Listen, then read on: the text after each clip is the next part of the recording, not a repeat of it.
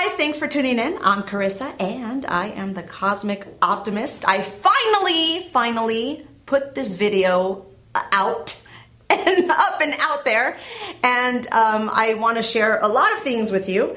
Initially, I had a script written out, and then I said, you know what, I just tore it up, and now I don't know where I'm going with it, but here I am. I just wanted to make an introduction video to kind of give you guys some insight into what I'm going to be talking about on the Cosmic Optimist. A little bit about me. I consider myself a sincere spiritual seeker, and for the last 5 years, I guess, I've kind of been living a sheltered life. I haven't really done anything but research and work on me and who is Carissa? What does Carissa want to do? What is Carissa's sense of purpose? And so these are some of the things I want to share with people, because I feel that a lot of my friends and, people on social media, just kind of lost in the forest. Man, I don't mean to be mean, but I feel like a lot of even my family members, I feel like it's like it's like depression. Depression is a big thing that's going on right now, and I can relate to that because I also experienced depression before going through my awakening, I guess we can say is what it's called. So I want to share a lot of that. See, I have so much to say, and I don't even know how to say it right now. But anyway, initially, I decided to come up with these videos because I was sick of all the bullshit in the spiritual community. Now, for those of you spiritual people who are offended by the word bullshit, you probably will be offended by a lot of the things I'm going to share on this video. And also, you're probably not at a stage where you're ready to face your own bullshit, because that's exactly what the spiritual path is all about. It's about facing your bullshit, being honest with yourself, and not surrounding yourself with crystals, not doing these meditation and yoga poses and thinking that you're so spiritual just because you do that, and I hear this all the time, love and light this, love and light this. Well, I want to say that there is a difference between human love and divine love.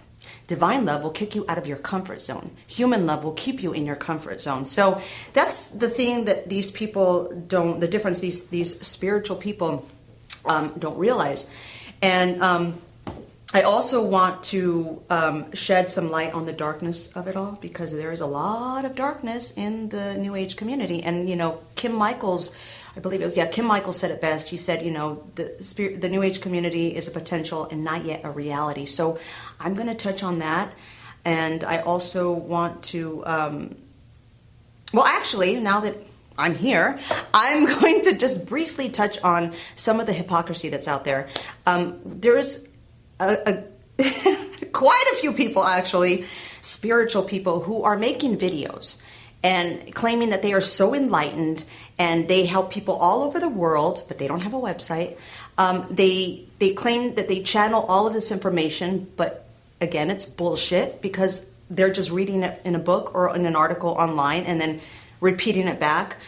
And, that's fine. I don't have a problem with anyone conjuring up a dissertation with information they gather from Google or books and then, expressing themselves on YouTube or social media. However, I do have a problem with spiritual healers who claim to be healers, who claim to be working with so many people, and they are not that.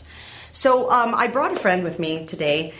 She just wanted to get her perspective on this last ridiculous interview that I witnessed. We couldn't believe what we were saying. So I just want to get her perspective on it, because she is not, she's spiritual, of course, but she's not into this as much as I am. So I want to get her perspective. Her name is Katie. So this is Katie. Hi, I'm Katie Keenan. And if you say my full name, there are a lot of Katies.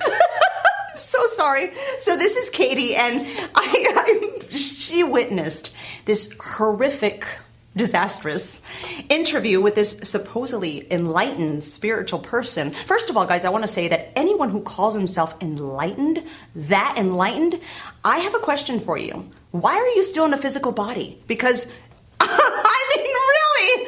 Okay, so this gal... she said she was a multi-dimensional life coach. What does that even mean? I think she has clients on Pluto and Venus. Definitely on Venus. Maybe on Uranus, if you know what I'm saying. So anyway, it was pretty ridiculous. And the scary part was that a conspiracy theorist, or realist is what they call themselves now, believed her. He fell for her bullshit, guys. Okay? Now, I think during the interview, well, actually, pretty quickly into the interview, I think he realized that she was a Fruit Loop. But he fell for her bio, her bullshit bio. And this, she conjured up a bunch of, I don't know, I think she just grabbed a bunch of different like pieces from different bios on the net. Mm-hmm. And, okay, so this interview, I just want to get her perspective because she's not into all of this stuff as much as I am. So Katie, from a person who is not into like doing all the stuff that I'm doing, what was your point of view after watching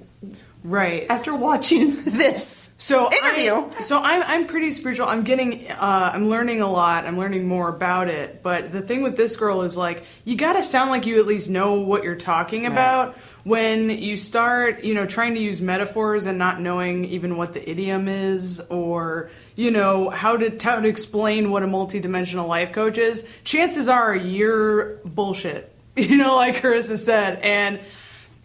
Also, like, if you're doing an interview and you're drinking wine and, like, playing with your hair the whole time, like, chances are...